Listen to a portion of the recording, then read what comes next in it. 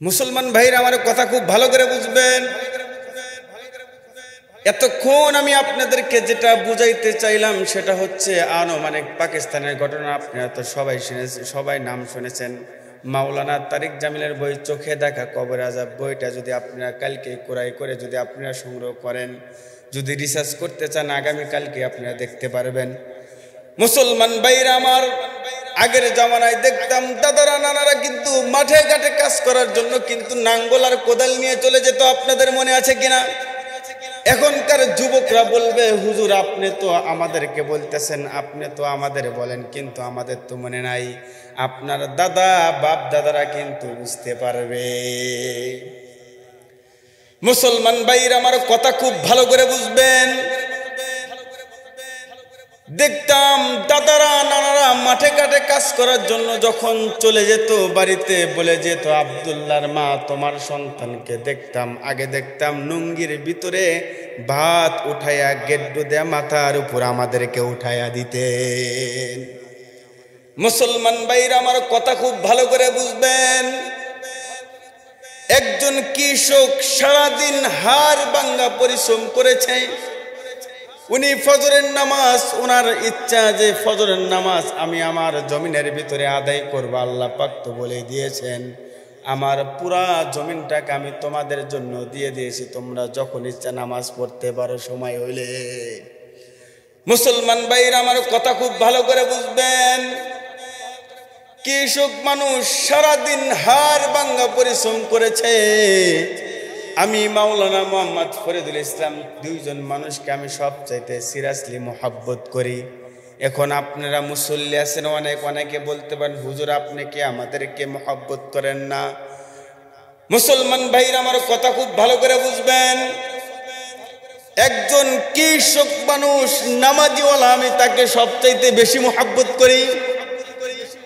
আমি এখানে বয়ান করতেছি, জোহরের নামাজ যদি আমি না পড়ি, আপনারা তো বলতে পারেন হুজুর নামাজ পড়ে না। কিন্তু একজন কৃষক মানুষ আপনাদের এখানে আছে কিনা? আমাদের চর অঞ্চলে দেখা যায় আজান হয়েছে, অটোমেটিক নামাজের জন্য জমিনের ভিতরে গামছা পেরে নামাজ পড়া শুরু করে দিয়েছেন। মুসলমান ভাইরা আমার কথা খুব ভালো করে বুঝবেন। আমি এই জন্য বলি, কৃষক মানুষটা, ওনাকে নামাজের কথা কোনো মানুষ গুরুত্ব দিবে না। তারপরে আল্লাহর হুকুম ওনার যখন কানের ভিতরে যখন আজানের শব্দ চলে এসেছে, উনি সব কাজ বাদ দিয়ে উনি যখন নামাজে দাঁড়িয়ে গিয়েছে। দ্বিতীয় নাম্বার কি ব্যক্তি? দ্বিতীয় নাম্বার রিক্সাওয়ালা। আমি এই মানুষটাকে চয়েস করি। রিক্সাওয়ালা দেখবেন অনেক যুবক আছে, দেখবেন অনেক বৃদ্ধ মানুষ আছে রিক্সা চালায়, সারাদিন হাড় ভাঙা পরিশ্রম করে। তারপরেও দেখবেন নামাজের সময় হইলে, নামাজের যখন আজান দেয়, মোড়ে হোক আর যেখানে হোক, রাস্তার ভিতরে গাড়ি থামায়া উনি কিন্তু নামাজের জন্য দৌড়ায়। মুসলমান ভাইরা আমার কথা খুব ভালো করে বুঝবেন। কৃষক মানুষটা বলে, আমি নামাজে দাঁড়িয়েছি, উত্তম ভাবে ওযু করে আমি যখন আল্লাহু আকবার বলে নামাজে দাঁড়িয়ে গিয়েছি, কেরাত পড়েছি, সূরা মিলাইছি, মিলানোর পরে যখন রুকুতে গিয়েছি, সেজদা করেছি, তখন আমার কানের ভিতরে শব্দ আছে, मैं हो जिंदा हो मुझको कब्र से बाहर निकालो, मैं हो जिंदा हो मुझको कब्र से बाहर निकालो। আমি কবরের ভিতরে জীবিত, তোমরা আমাকে কবর থেকে বাহির করে নিয়ে যাও, বাহির করে নিয়ে যাও। এই শব্দটা যখন ওনার কানের ভিতরে চলে এসেছে, উনি তো চিন্তিত হয়ে গিয়েছে, কোথায় থেকে এই শব্দ আসলো। আমি আপনি হইলে তো ওখান থেকে দৌড়াইয়া পালাইতাম, কিন্তু উনি বলে আমি দৌড়াই নাই। মুসলমান ভাইরা আমার কথা খুব ভালো করে বুঝবেন। কৃষক মানুষটা বলে, আমি নামাজ শেষ করেছি, কিন্তু নামাজের প্রত্যেকটা রেখাতের ভিতরেই এই শব্দ আমার কানের দর্শন হচ্ছে। আমি যখন জোহরের নামাজে কোনো কিছু মনে করলাম না, আসরের নামাজের যখন টাইম হয়ে গিয়েছে, আমি যখন উত্তম রূপে ওযু করলাম, ওযু করে যখন আমি আল্লাহু আকবার বলে নামাজে দাঁড়িয়ে গিয়েছি, অটোমেটিক আগের মতো শব্দ দূষণ হচ্ছে, কবর থেকে আওয়াজ আসতেছে, মাই হো জিন্দা হো মুঝকো কবর সে বাহার নিকালো। আমাকে কবর থেকে বাহির করে নিয়ে যাও, আমি কবরের ভিতরে জীবিত, তোমরা আমাকে বাহির করে নিয়ে যাও। সাংঘাতিক কথা। কৃষক মানুষ বলে সারাদিন হাড় ভাঙা পরিশ্রম করেছি, আমার মনে হয় ক্ষুধা লেগেছে, এই জন্য আমার মাথার ভিতরে এরকম শব্দ হচ্ছে, আমার কানের ভিতরে এরকম শব্দ হচ্ছে। কিন্তু ওই কৃষক মানুষটা বলে যখন আমি নামাজ শেষ করলাম। মুসলমান ভাইরা আমার কথা খুব ভালো করে বুঝবেন, কৃষক মানুষটা যখন নামাজ শেষ করেছে, শেষ করে বলে আমি ভালো করে নজর করলাম কোন কবর থেকে কোথায় থেকে আওয়াজটা আসতেছে। কিন্তু ভালো করে নজর করে দেখলাম কিছুদিন আগেই এই কবরটা কবরস্থ করা হয়েছে, কবরস্থ করা হয়েছে। বলেন তো আপনি যদি এলাকার ভিতরে একজন সাক্ষী নিয়ে যান, আপনার কথা কিন্তু মানতে চাইবে না। মুসলমান ভাইরা আমার কথা খুব ভালো করে বুঝবেন, কৃষক মানুষ আরো অন্য মানুষদেরকে একত্র করে বললেন, এই নতুন কবর থেকে এই আওয়াজ চলে আসতেছে, মাই হো জিন্দা হো মুঝকো কবর সে বাহার নিকালো, আমি জীবিত, তোমরা আমাকে কবর থেকে বাইরে করে নিয়ে যাও, বাইরে করে নিয়ে যাও। মুসলমান ভাইরা আমার কথা খুব ভালো করে বুঝবেন, এখানে যদি বলা হয় ঢাকা বিশ্ববিদ্যালয়ে যদি কোনো শিক্ষককে বলা হয় কবর খনন করা যাবে কি যাবে না, এই ফতোয়া দিতে পারবে না। যদি বইটার চুইটের মতো স্কুল কলেজের শিক্ষকদেরকে বলা হয়, ওনারাও কিন্তু এই কবর খনন করা যাবে কি যাবে না এই মাসালা সম্পর্কে কিন্তু ওরা বলতে পারবে না। মুসলমান ভাইরা আমার কথা খুব ভালো করে বুঝবেন, এখন তো মোল্লাদেরই দরকার, কিন্তু যেই সময় চলতেছে আমাদের মোল্লাদেরতে কোনো মানুষ দেখতেই পারে না। আমাদের এমন অবস্থা হয়ে গিয়েছে, হুজুর দেখলেই অনেকের চুলকানি শুরু হয়ে যায়, হুজুর দেখলেই অনেকের মাথা নষ্ট হয়ে যায়, হুজুর দেখলেই অনেকের সমস্যা হয়ে যায়। আমি বলতে চাই ভাই, আপনি হুজুরদের সাথে কোনো সময় শত্রুতা করবেন না। এখন তো হুজুরই দরকার। চলে গেল মাদ্রাসার ভিতরে, হুজুর আপনাকে একটা কথা বলতে চাই। কি কথা বলতে চান? বলতেছে আমার জমির সাথে একটা কবর রয়েছে, কবরের ভিতর থেকে আওয়াজ আসতেছে, মাই হো জিন্দা হো মুঝকো কবর সে বাহার নিকালো, আমি জীবিত, তোমরা আমাকে কবর থেকে বাহির করে নিয়ে যাও, কবর থেকে বাহির করে নিয়ে যাও। হুজুর বললেন তোমরা যদি সঠিকভাবে কথা বলো, যদি নিশ্চিত হয়ে থাকো কবর থেকে আওয়াজটা চলে আসতেছে, আমি অনুমতি দিলাম তোমরা কবর খনন করতে পারো। কবর যখন খনন করছে, আল্লাহ, কবরের ভিতরে দেখেন দিব্যি একটা মেয়ে মানুষ। মুসলমান ভাইরা আমার কথা খুব ভালো করে বুঝবেন, ইতিমধ্যে মেয়েটা দেখলেন কোনো পরনে কোনো কাপড় নাই। মেয়েটা বলতেছে তোমরা বাড়ির থেকে আমার কাপড় এনে দাও, তারপরে আমি তোমাদের সাথে কথা বলবো, আমাকে কাপড় এনে দাও।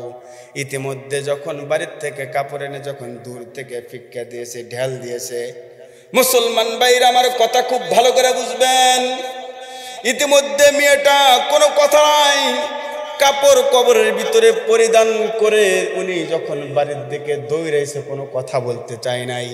এলাকার সমস্ত মানুষরা ওর সাথে সাথে দৌড় দিয়েছেন। মুসলমান ভাইরা আমার কথা খুব ভালো করে বুঝবেন, ইতিমধ্যে সবাই যখন দৌড় দিয়েছেন, মেয়েটা যাওয়ার পরে বাড়িতে যাওয়ার পর ঘরের দরজা আটকে দিয়েছে, বন্ধ করে দিয়েছে। এলাকার ভিতরে কিছু সাংঘাতিক যুবক থাকে, এমন যুবক দেখবেন ওনারা কোনো সময় কোনো কিছু দেখেও কিন্তু ভয় পায় না। এলাকার যুবকরা বলতেছে আমরা দেখতে চাই মেয়েটা কেন এরকম হলো। যখন দরজা ভেঙে যখন ঘরের ভিতরে ঢুকেছে, যুবক বলতেছে, যুবকরা সবাই বলতেছে তোমার কি হয়েছে, কেন তোমার কবরের ভিতরে আযাব হচ্ছে। এক পর্যায়ে মেয়েটা যখন মাথার কাপড় সরাইছে, আল্লাহ, মাথার কাপড়ের ভিতরে কোনো গোস্ত নাই, কোনো চুল নাই। এক পর্যায়ে যখন হাতের আঙ্গুলির কাপড়গুলো সরাইছে, হাতের আঙ্গুলি দেখা যায়। দাঁতের ভিতরে যখন মুখের থেকে কাপড় সরাইছে, দাঁতগুলো দেখা যায়। যুবকরা প্রশ্ন করতেছে, এ যুবতী তোমার এরকম হলো কেন? বলতেছে আমি মাথার ভিতরে কাকড়া লাগাইতাম, এলাকার যুবকদেরকে আমার চুল দেখাইতাম, এই জন্য আল্লাহ পাক কবরের ভিতরে আমার চুলগুলা প্লাস দিয়ে টাইনা টাইনা তুলছে। মুসলমান ভাইরা আমার কথা খুব ভালো করে বুঝবেন, তোমার লোকের এই অবস্থা কেন, কি হয়েছে? বলতেছে আমার লোকের চারাগুলা প্লাস দিয়ে টাইনা টাইনা তুলছে। লেল পালিশ দিতাম, যুবকদেরকে দেখাইতাম, আমার ঠোঁটের ভিতরে আমি লিপস্টিক লাগাইতাম, যুবকদেরকে পাগল করতাম। এই জন্যই আল্লাহ পাক আমাকে কবরের ভিতরে এই শাস্তি দিয়েছে।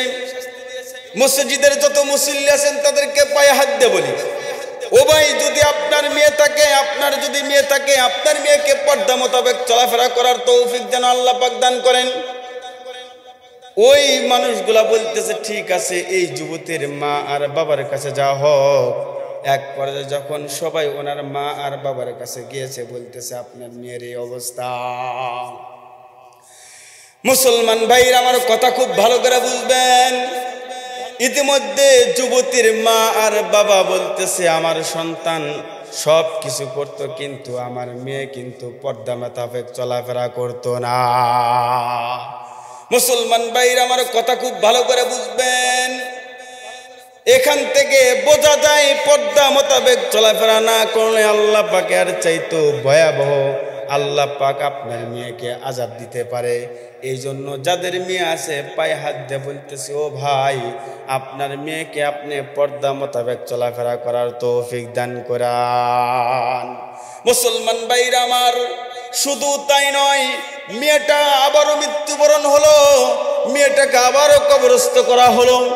ইতিমধ্যে এলাকার ভিতরে সমস্ত মানুষের ভয় ঢুকে গেল, কিন্তু সবাইকে একটা নসিহত করে গেল, আমার যে অবস্থা হয়েছে আমি চাই আপনাদের মেয়েদের যেন এমন অবস্থা না হয়। মুসলমান ভাইরা আমার, মেয়েটা আরো বলল, আমি সব কিছু করেছি, পর্দা মোতাবেক চলাফেরা করি নাই, ইসলামের শরীয়তের মোতাবেক চলাফেরা করি নাই, আমি হক নষ্ট করেছি, এই জন্য আমি তো আল্লাহর হক নষ্ট করেছি, এই জন্য ইসলামের বিধিবিধান আমি মানি নাই। আল্লাহ পাক এই জন্য আমাকে এত কষ্ট আর এত মুসিবতের মধ্যে ফেলে দিয়েছেন।